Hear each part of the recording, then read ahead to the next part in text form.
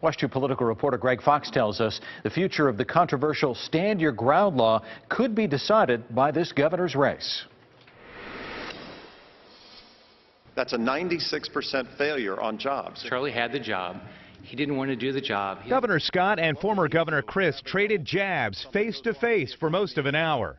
But when it came to the face of slain teenager Trayvon Martin, the tone of the debate turned more serious.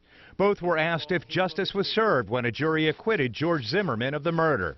Neither answered, but Scott said he met with Martin's parents to assure them of a fair investigation. I wanted to make sure they felt comfortable that law enforcement was going to do a proper investigation.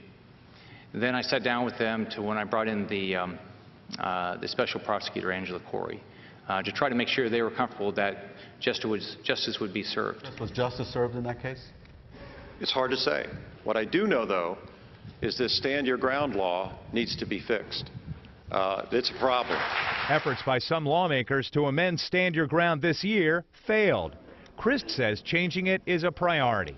I believe that we can protect the right to defend yourself and make sure that we don't have laws on the books that end up with the tragic death of Trayvon Martin. I would not change the law. I think that death is a tragic death, but I believe in the right to defend yourself. We need to have the existing law in place. It's worth noting that Crist favors more background checks and restrictions on the sale of large ammunition magazines. Scott this year signed into law a bill that allows you to fire a warning shot in the air if you feel your life or someone else's life is in danger. Greg Fox, WESH 2 News.